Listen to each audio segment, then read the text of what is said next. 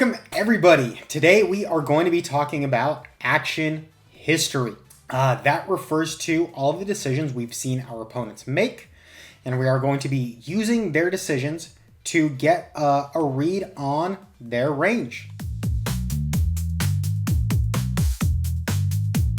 We want to know who has the nut advantage on the river, right?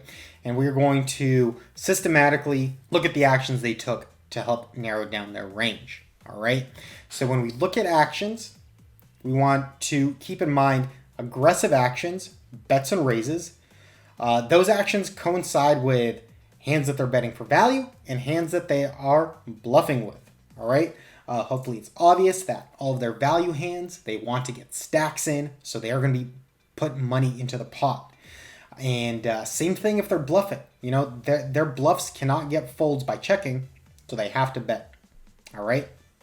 So that leaves passive actions, which usually imply lower equity hands, but some showdown value. That is something that a lot of beginner players overlook. They think that when they see someone checking, they might assume they have more air in their range, and that is not necessarily true, especially when you're looking at thinking players and I guess more maniacs or anyone who's aggressive. They are going to be putting pressure on with their air. They're going to be betting it. So a lot of times when you see checks, that lets you know that someone has a hand that'll usually be good at showdown. It might be as weak as ace high. It might be as strong as top pair weak kicker. But usually it'll be some sort of middling pair, something that is good at the end, but does not want to build a large pot. So in this example, let's assume we are dealing with single raised pots, heads up. That's the most common scenario you're going to find yourself in. So think about nutted hands. Let's start by talking about, let's say, 3 of a kind combos on a queen jack 7 board versus a 4 deuce deuce board. All right, who do we expect to have more 3 of a kinds? The pre-flop raiser or the pre-flop defender? So let's take a look at the 2 ranges we were working with when we were looking at turns, right? We had a cutoff RFI range. We had a big blind defense range. And let's put in a queen jack 7 flop, all right? So big blind, typically, they're going to 3-bet queens and jacks. Pre-flop, they don't have those in range. That's why on a board like this, look at the sets. They're only going to have pocket 7s, whereas pre-flop raiser is going to have all 9 combos possible, right? That's why almost 3% of their range is sets, whereas less than 1% of big blind's range is sets, right? And let's look at a flop like 4 deuce deuce, right? Who's starting out playing more of the deuce X combos? Probably big blind, right? That's why on this run out, 2.15% of their range is 3 of a kind. Whereas if we look at RFI, only 1% of their range is going to have trips there. All right. And we can extrapolate that kind of thought process to straight awareness, all right? Look at a queen jack 10 board when someone opens pre-flop and they do not get raised. On queen jack 10, the pre-flop raiser is going to have a huge advantage because of all of their ace-king combos, all right? So if we look at straights, that's 7% of cutoffs range here, right? And they have 16 combos of the absolute nuts, ace king. But if we look at big blind defense, they have less straights to begin with, just 6.3%, and none of them are the nut straights. That is a huge thing to keep in mind.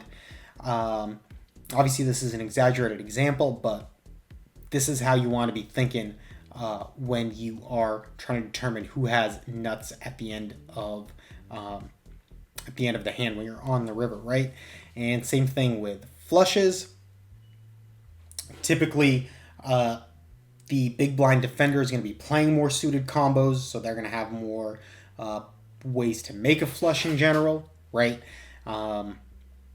This is just an example of how you want to be thinking when you are determining nut advantage at the end of a hand. And remember, you can always put in off-table work by either comparing ranges from a real hand history that you played, or better yet, before you even get out and hit the felt, you can always look at random boards just to see who is going to have nut advantages on the river based on the actions that they took. All right. So, for example, here we put in a random 7-4 deuce flop, right? And let's say big blind checks this to button, to cutoff. Now, if cutoff checks, right, and you're trying to determine what sort of range they're going to have coming into the turn, keep in mind they're probably not going to have many strong hands, right? We said the types of hands that want to check are those that have some showdown value, but not the best ones. So like weak pairs, right? Pocket pair below top card, middle pair, pocket pair, right? You can put filters on and move on to the turn and start whittling ranges down that way based on the actions. All right. Passive actions, like we said, are types of combos that want to get to a cheap showdown. Aggressive actions are definitely going to have the best hands in play along with some bluffs. So you want to go through these exercises off the felt to help you be prepared when you are in game to range people accurately.